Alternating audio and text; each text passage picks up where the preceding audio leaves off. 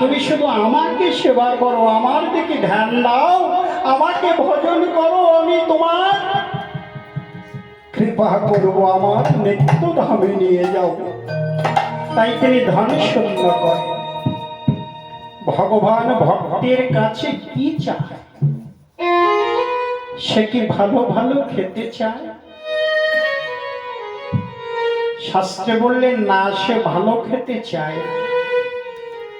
কেন? আমরা যে দেখি বড় বড় মঠ মন্দির রাজভোগ দিয়ে তাকে ভোগ লাগানো হয়, কত রকম পরিপাটি করে ভোগ লাগানো হয়, তাহলে নিশ্চয়ই ঠাকুর ভালো ভালো খায়। শাস্ত্রে বললেন না, ঠাকুর ভালো খেতে চায়। তাহলে সে কি চায়? ভালো জায়গায় থাকতে চায়। আমরা অনেক সময় মনে করি ওই যে সব বড় বড় মঠ মন্দির কত কত কোটি কোটি টাকা দিয়ে মন্দির তৈরি করেছে ভগবানকে রাখার জন্য। আমার তো কুড়ে ঘর, আমার তো ঠাকুরকে রাখার মতো তেমন কোনো জায়গা নাই। বৃষ্টি হলে জল পড়ে, সেখানে কি ঠাকুর থাকবে? বললেন ঠাকুর ভালো জায়গাও থাকতে চায়। তাহলে সে কি চায়?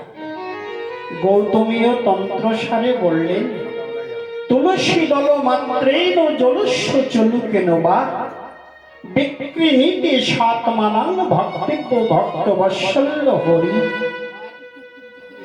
বললেন এই জগতে যার কিছু নাই, সে যদি একটি তুলসী দল দিয়ে আমায় ডাকে, হে দয়াময় হরি, আমার তো দেওয়ার মতো কিছু নাই ঠাকুর, আমি তোমাকে তুলসী দল দিয়ে ডাকছি, তুমি আমায় কৃপা করো, আমাকে কৃপা করো। ভগবান তাতেই সন্তুষ্ট হয়।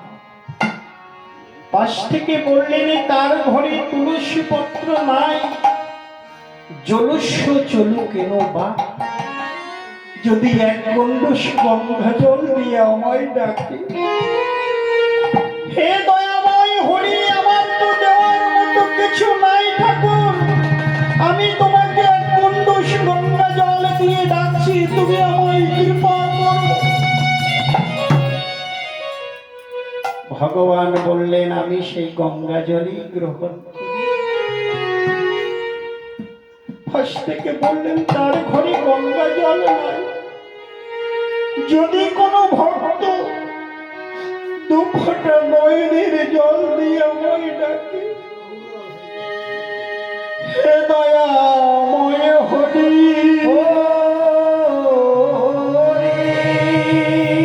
আমার বলতে কিছু না,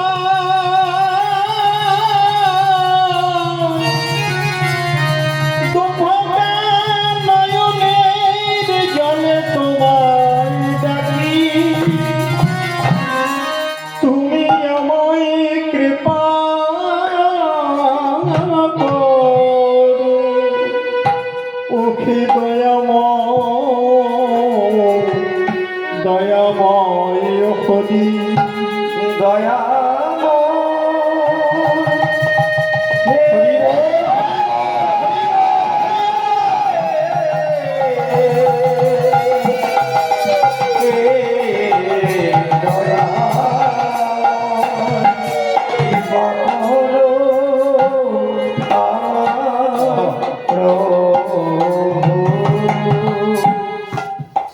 যার কিছু নাই সে যদি দু ফোঁটা নয়নের জলে আমায় ডাকে,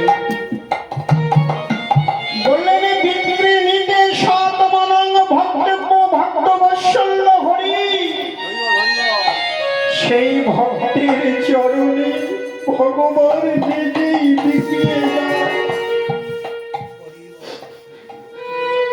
ভগবান নিজেই সেই ভক্তের চরণের দাস হয়ে যায়। আপনার তো সাধু সজ্জন বৈষ্ণব, আমার তো ভজন নাই, সাধন নাই, আপনার ভজন করেন, ভজনশীল, তাই আপনাদের চরণে আমার এই মিনতি, আপনাদের চরণের ধরি দিয়ে